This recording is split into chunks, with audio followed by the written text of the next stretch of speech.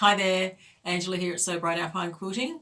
Just thought I'd pop in and share with you some of our tips and tricks for putting together the Easy Does It bag from by Annie that we talked about at the Great Australian Craft Show 3. You may remember, if you saw those little videos, we made these two little bags. So this one features the Tulip Pink homemade fabric in Night, and this one is Crafter's Gonna Craft from Whistler Studios, and that's a really cute one as well. I'm in the middle of doing one with the Sew Now Sew Well, which I'm going to show you some of the quilting of in a minute. And the last one that we had the little kits for was the homemade fabric from Tulip Pink in the Noon colourway. Now this one here, I'm just going to give you a recap on drawing our guidelines for our quilting. So we've taken our shape to create fusible foam, and we've fused it on the front of the back with a warm iron on steam, and you just press and hold your iron and move it across and all around, and then flip it over, and if it's a little bit crinkled you can just, while it's warm, you can peel it up and reposition it and iron it back in place. When it's cooled down you can mark it. I like to use a water erasable pen, but you can also use your Sew Line Trio pen. I did try to use this one on this fabric, but you couldn't quite see the pink. So that was the pink line that I drew, and over here somewhere was a white line that I drew that I can't even see. So I went back to the washout blue pen. It's still not really dark, but I think once I'm quilting I'll get the sense of where I'm supposed to be. So what I decided to do on this one was a diamond pattern. So we've done a diamond pattern here. We're going to quilt a diamond pattern. So to do that, on our rulers we have these line markings, and they have various degrees on them. So down here is a 60-degree line. So if we put that along the bottom of our fabric, we can line it up on the edge, and that will line up, and we can draw our lines, and then that will give us the one line on the right angle, and then as we move across we just keep drawing the line. So I'm up to here and I'm going in this direction here, so Steve can follow me for a couple of things. So I'm doing a 1.5 inch grid, so it's 1.5 inches from the 5 to the 6.5. So I've lined it up on the previous line, and we just draw that through,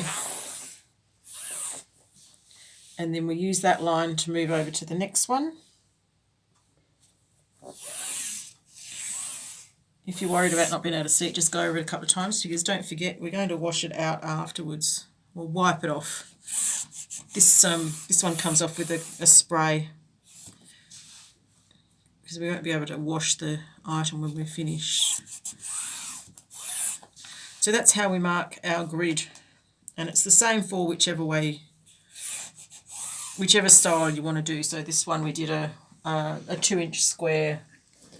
This one we did the 1-inch lines.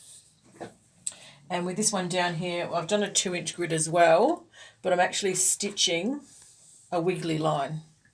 So I'll show you a bit of how to do that, because it's really cute. So I have my walking foot on the machine. I've got the same colour thread in the top and the bottom. I love quilting with red thread, and I do it at every opportunity. So I like the Resand thread, and I've got a new quilting needle in. And I like to use gloves. Just helps me keep a bit more control. These are actually gardening gloves from the supermarket, but if you've got quilting gloves, whatever gloves you use, I just like to make sure that they have a snug fit on my fingers. Some of the earlier quilting gloves, they were just too baggy.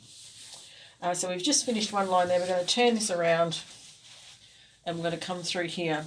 So what we're aiming to do is a wiggly line, and we're aiming to hit all of our intersections. So we just start off being a little bit uncooperative. And if we want to move our quilt to the right, we push with our right hand. When we want to move our quilt to the left, the line to the left, we push with our left hand.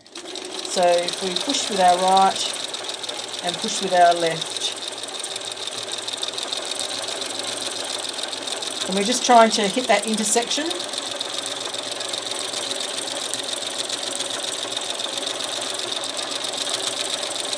And hope that everything's stitching okay underneath. And then when we get to the end, we turn it around.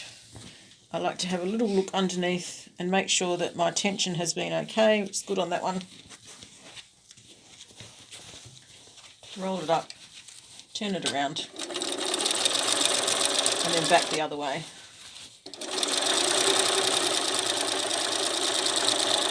It might feel a bit awkward to start with, but you do get the hang of it, and it is quite meditative, very mindful, just to move from the left to the right and to create something a little bit interesting. If you wanted a bigger curve, you can do that as well. I sometimes do that, but I would draw that one, and that I would use a compass, and I would draw my circles, and then I would follow that line, and so then they would come out a lot more. The arcs would be bigger, deeper.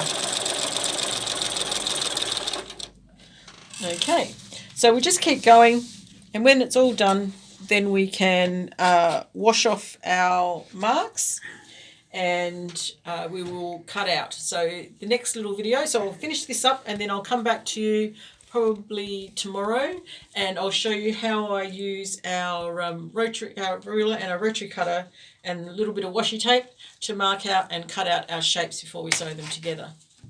So I hope that's been helpful. If you've got any questions, post them down underneath in the comments and we'll get back to you as soon as we can. Cheers. See you next time. Bye.